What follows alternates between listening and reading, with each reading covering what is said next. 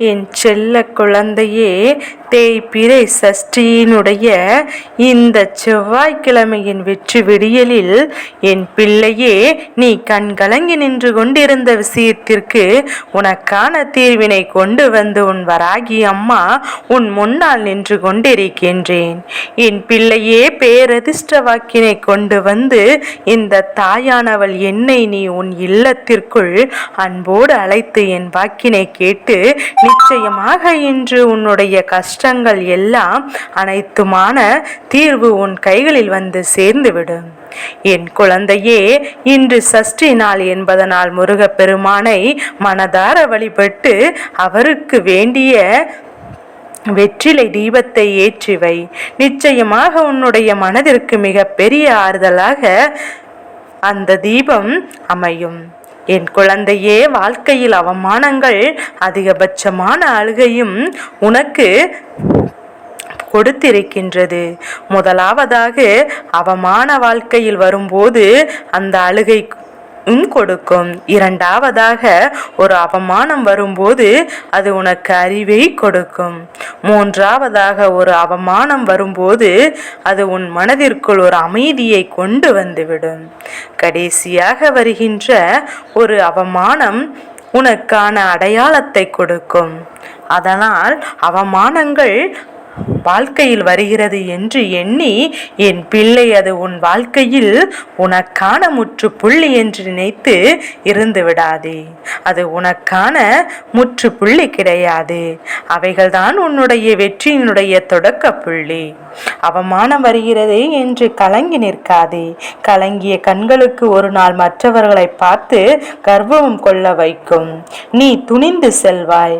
ஆனால் என் பிள்ளையே, அதனால் என்ன நடந்தாலும், எத்தனை அவமானங்கள் வாழ்க்கையில் வந்தாலும் உனக்கான வெற்றியை பெறுவதற்கு துணிந்து செல்.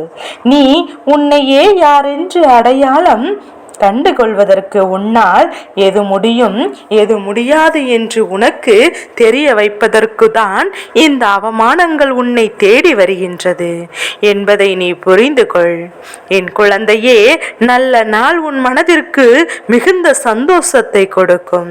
கெட்ட நாளாக அந்த நாள் மாறிவிட்டது என்றால் அந்த நாள் உனக்கு மிக பெரிய அனுபவத்தை கொடுத்துவிடும். ஏதாவது மோசமான நாளாக மாறிவிட்டது என்றால் அது நல்ல பாடத்தை கற்று தரும். அதனால் எந்த நாளாக இருந்தாலுமே உனக்கு அது நல்ல நாள் தான் என்பதை புரிந்து கொள். எல்லா நாளிலும் இருந்து ஏதேனும் ஒரு பாடத்தை நீ கற்று கொண்டிருக்கிறாய் என்றால் அந்த நாள் உனக்கு நல்ல நாளாக மட்டுமே இருக்க முடியும். எதுவாக இருந்தாலும் அமைதியாக செய். ஆர்ப்பாட்டத்தோடு ஒரு முடிவினை ஒரு நாளும் செய்ய நினைக்காதே. எதனால் தெரியுமா? ஒரு விலை சத்தமே இல்லாமல் மரமாக வளர்ந்து நிற்கும். ஆனால் ஒரு மர பெரிய சத்தத்தோடு விழுந்த அழிவுக்கு இரைச்சல் உண்டு என்பதை புரிந்து கொள். ஆனால் இந்த உலகத்தில் படைப்பு என்பது மிகவும் அமைதியானது. இதுதான் மௌனத்தினுடைய சக்தி என்பதையும், அதனால் நீ அமைதியாக வளர வேண்டும். கூச்சலிட்டு கொண்டுதான் அதை செய்கிறேன் இதை செய்கிறேன் என்று சொல்லி கொண்டிருப்பாயானால் உனக்கு அந்த காரியம் நல்லபடியாக முடியாமலே போய்விடும். என் பிள்ளை, மற்றவர்கள் உன்னை அவர்கள் மனதில் எப்படி வைத்திருக்கின்றார்கள் என்பது எல்லாம் இருப்பது முக்கியம் கிடையாது. உன்னுடைய மனதில் உன்னை பற்றி நீ எதுவாக நினைக்கின்றாய் என்பதுதான் இங்கு முக்கியம். என் குழந்தை, உன்னை நீ உயர்வாக முதலில் நினைக்க வேண்டும். எதுவாக இருந்தாலும் உன்னால் முடியும் என்பதையும் நம்ப வேண்டும். அடுத்தவர்கள் முடியாது என்று சொன்னால் நீ அதிலிருந்து பின்வாங்கிவிடக்கூடாது. என்னை பற்றி எனக்கு தெரியும், இது என்னால் முடிகின்ற விஷயம் என்று சொல்லி என் பிள்ளை அதனை நீ முடித்து காட்ட வேண்டும். நிகரிப்புகள் வாழ்க்கையில் இருக்கத்தான் செய்யும். அதற்காகவோ கண்கலங்கியோ என் பிள்ளை இந்த உலகத்தில் இருக்கின்ற அத்தனை உன்னதமான மனிதர்களும் பல சாதனைகளை படைத்த அத்தனை தலைவர்களும் நிகாரிக்கப்பட்டவர்கள்தான் என்பதை நீ மறந்து விடாதே. எப்போதுமே எந்த சூழ்நிலையிலுமே தளர்ந்து விடாதே. வாழ்க்கையில் எப்போதுமே இன்னொரு வாய்ப்பு என்ற ஒன்று இருக்கத்தான் செய்யும். உன்னுடைய கைவிட்டு போகின்ற எந்த ஒரு விஷயமுமே உன்னுடையது இல்லை. நீ என்று உணரத் தொடங்கினாலே பாதி துன்பங்கள் இல்லாமல் போய்விடும். பாதி துன்பங்கள் உன்னை விட்டு விலகி ஓடிவிடும். உறக்கமாக இருந்தாலும் சரி, அடுத்தவரின் மீது நீ படுகின்ற இரக்கமாக இருந்தாலும் சரி, இவை எல்லாம் ஒரு அளவோடுதான் இருக்க வேண்டும். உறக்கம் அதிகரித்து விட்டது என்றால் சோம்பேறி என்று சொல்லி விடுவார்கள். இரக்கம் அதிகமாக இருக்கிறது என்றால் ஏமாளி என்று சொல்லி விடுவார்கள். இந்த இரண்டையும் அளவோடு வைத்து இந்த வாழ்க்கையில் உனக்கான விஷயங்களை நீ சரியாக பெற்றுக்கொள்ள வேண்டும். என் பிள்ளையே, சிந்தனையில் சிறிது மாற்றங்கள் செய்தால் வாழ்க்கையில் மிகப்பெரிய மாற்றம் அடையலாம். உன்னுடைய எண்ணம் போலதான் உன் வாழ்க்கையும். அதற்காகத்தான் அம்மா இத்தனை நேரமும் உன்னிடத்தில் பேசிக் கொண்டிருக்கின்றேன். என் தங்கமே, உன்னுடைய எண்ணங்கள் இதனால் வரையிலும் எல்லாமே உனக்கு எதிராக நடப்பது போல இருக்கிறது என்றால் சற்று மாற்றிப்பார். உன் எண்ணங்கள் மாறிவிட்டது என்றால் உன்னுடைய வெற்றியும் உனக்கானதாக மாறிவிடத்தான் போகின்றது என பல வாய்ப்புகள் இருக்கின்றது. அதிகமாக யோசிக்காதே.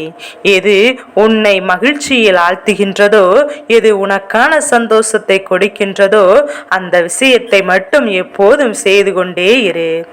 அதை செய்வதற்கு நீ யோசிக்க கூடாது. எவ்வளவோ வாழ்க்கையில் என் பிள்ளை, நீ ஓடுகின்றவனுக்கு பல வழிகள் இருக்கின்றது, துரத்தினவனுக்கு ஒரே ஒரு வழி மட்டும்தான் இருக்கின்றது என்றால் ஓடுகின்றவன் எந்த பாதையில் வேண்டுமானாலும் ஓடிக்கொண்டே இருப்பான். எப்படி வேண்டுமானாலும் ஓடலாம். ஆனால் துரத்தி செல்பவன், ஓடுகின்றவன் என்ன பாதையில் ஓடுகின்றானோ அதே பாதையில் மட்டும்தான் ஓடிக்கொண்டே இருக்க முடியும். எனவே என் பிள்ளை, ஒரு நாளும் அடுத்தவர்களை துரத்தி கொண்டு செல்லாதே. அடுத்தவரின் பாதையை தேர்ந்தெடுத்து அதில் செல்லாதே. உனக்கான தனி பாதையை உருவாக்கி நீ அதில் பயணித்து கொண்டே இரு.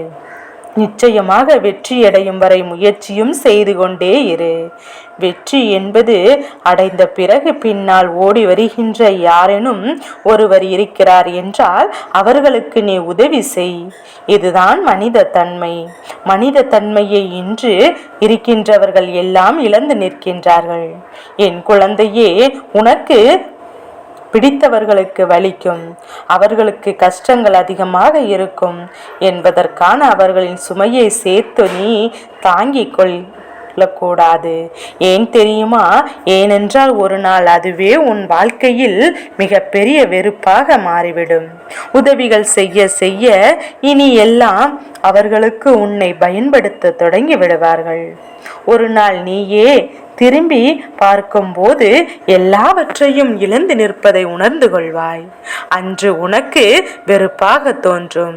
அதனால் எந்த ஒரு உறவாக இருந்தாலும் அளவோடு பழகி அளவோடு நீ எல்லாவற்றையும் செய்திருப்பாய். ஆனால் நிச்சயமாக அவை நீண்ட காலம் உன்னோடு நிலைத்து நிற்கும். என் பிள்ளையே, யாரையும் பார்ப்பதை நிறுத்திவிட வேண்டும். ஏனென்றால் இங்கே கலாச்சாரம் என்ற ஒன்று சுற்றி கொண்டிருக்கின்றது. அதை மறந்துவிடக்கூடாது. இன்று நீ ஒருவரை ஏளனமாக பார்க்கிறாய் என்றால் நாளை இன்னொருவர் உன்னை ஏளனமாக பார்க்க போகின்றார், பார்ப்பார்கள் என்பதையும் நீ மறந்து விடாதே. எத்தனையோ கவலைகள் உனக்குள் தான் இருக்கத்தான் செய்கின்றது. எண்ணிக்கொண்டே இருந்தாயானால் அந்த கவலைகளிலிருந்து ஒரு நாளும் முன்னால் மீண்டு வர முடியாது. நீ அதை சொல்லிக்கொண்டே இருப்பாயானால் இந்த வாழ்க்கையை வாழவும் முடியாது.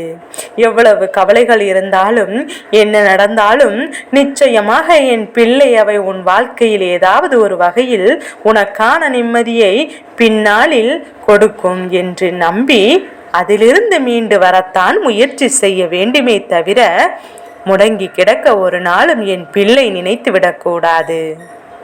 என் தங்க பிள்ளையே, தூரமாக இருந்து பார்க்கின்ற போது நாயும் நரியும் ஒன்றாகத்தான் தெரியும். அருகில் சென்று தான் நாயை விட நரி அழகாக தெரியும். ஆனால் பழகி பார்த்தால்தான் நரியோட தந்திரத்தையும் நாயினுடைய விசுவாசத்தையும், அதனால் எந்த மனிதரிடம் உனக்கு எத்தனை காயங்கள் ஏற்பட்டதோ அவர்களிடத்தில் அறிந்து கொண்டு பழக வேண்டும் என்பதை புரிந்து கொள்.